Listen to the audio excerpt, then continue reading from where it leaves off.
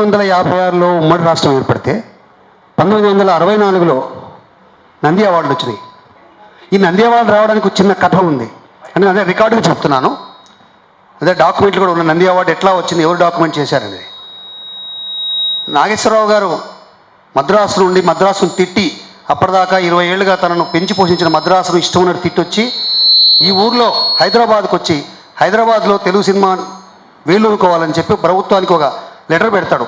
ఇక్కడ స్టూడియోలు కావాలి, ఇక్కడ తీసే సినిమాలకు రాయితీలు ఇచ్చి అవార్డులు ఇచ్చి గౌరవించాలంటే ఆయనకు వెంటనే అన్నపూర్ణ స్టూడియోకు జాగ ఇచ్చారు. తర్వాత మొట్టమొదటి అవార్డులు 64లో పెడితే మొట్టమొదటి సినిమా అవార్డులను కూడా నాగేశ్వరరావుకే ఇచ్చారు. నంది అవార్డులు వాళ్ళవే, తెలుగు సినిమా వాళ్ళదే, ఇది మనది కాదు.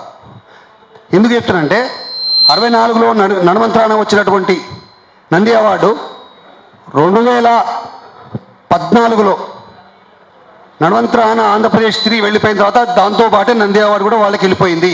హైదరాబాద్కు నంది అవార్డుకు సంబంధం లేదు. ఇది స్పష్టంగా మనం గుర్తుపెట్టుకోవాలి.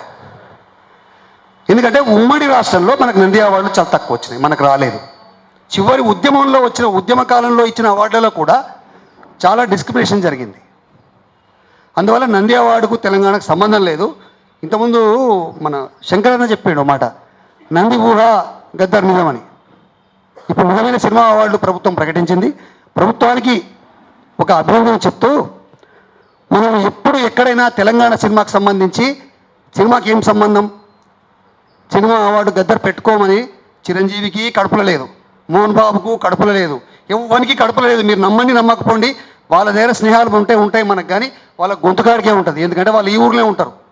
ఎందుకు చెప్తారు, ఐటీకి సినిమాకు హైదరాబాద్ అనుకూలం. వైజాగ్లో మీకు ఇండ్లు ఇస్తాం, స్టూడియోలు ఇస్తాం, మీరు రాండ్రి అంటే కూడా ఎందుకు వస్తలేరు వాళ్ళు పోరు.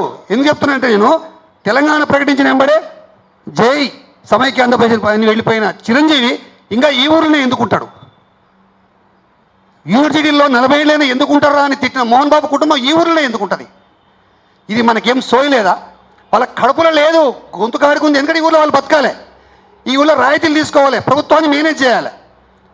అందువల్ల వాళ్ళకి ఇచ్చే అవసరం లేదు. గద్దరు మన ప్రాణం, మన పాట, మన జీవం. మన ఉద్యమానికి ఒక్క మాట చెప్తాను. నేను మాభూమి సినిమా చూసినప్పుడు అంత పరిపక్వత అయిన మనసు లేదు అప్పుడు నాకు. ఆ పాట వచ్చినప్పుడే సినిమా హైప్లోకి వెళ్ళిపోతుంది. జైబోలో తెలంగాణలో కూడా గద్దర్ తెర మీదకి వచ్చేసరికి ఒక హైప్కి వెళ్ళిపోతుంది. ఆ తర్వాత ఆ గద్దరు పాట వెంబడి తెలంగాణ నడుచుకుంటూ వచ్చింది. గద్దరు పాడినటువంటి పొడుస్తున్న పొద్దు మీద నడుస్తున్న కాలం, ఆ పాట వెంబడి వచ్చేసింది తెలంగాణ. నిరాహార దీక్షలు ఇవన్నీ ఉట్టి హంబక్ మనం చేసుకున్నది, నమ్మినాం. ఎందుకంటే తెలంగాణలో చోరుకి ఎవరిని ఏమవుతుంది, అందరిని కలుపుకొని పోవాలనుకుని పోయినాం, కానీ దొంగ ఎవడో దొరెవడో తెలిసిపోయింది. ఈరోజు నేను ఒక్కటే చెప్పదలుచుకున్నా, గద్దర్ పేరు మీద ఒక జాతీయ పురస్కారం ఎట్లా సినిమా వాళ్ళకి ఇవ్వదలుచుకున్నా, ఎట్లా పెట్టాలంటే ఒక ఆదూరు గోపాలకృష్ణన్కో, ఒక గౌతమ్ ఘోష్కో, అట్లా ప్రజా చిత్రాలు తీసిన వాళ్లకు ఒక అత్యున్నతమైన పెద్ద క్యాష్ అవార్డు పెట్టి అవార్డు ఇవ్వాలి. గద్దర్ పేరు మీద మరి ఇంకా చర్చ జరగాల్సింది. ఎవరైనా అవార్డు ఇవ్వదలుచుకున్నప్పుడు ఒక మంచి పాటకు, ఒక ప్రజా చిత్రాలకు, రెవల్యూషన్ చిత్రాలకు, ప్రజల చైతన్య చిత్రాలకు గద్దర్ పేరు అవార్డు ఇవ్వాలి. ఆయన పేరు ఒక 4 మెట్లు పైకి ఎదిగేలాగా, ఔన్నత్యం పెరిగేలాగే అవార్డు ఉండాలి. అవార్డుకున్న తీసుకునే వాళ్ళ వ్యక్తులు, సినిమాలు కూడా ఆ రేంజ్లో ఉండాలి. సినిమాల యొక్క ప్రమాణాలు పెరగడానికి ఈ అవార్డు ఉపకరించాలి. అట్లా చేసిన నాడే గద్దర్ అవార్డుకు సార్థకత ఉంటుంది. ఈ అవకాశం ఇచ్చిన మీకు అందరికీ ధన్యవాదాలు.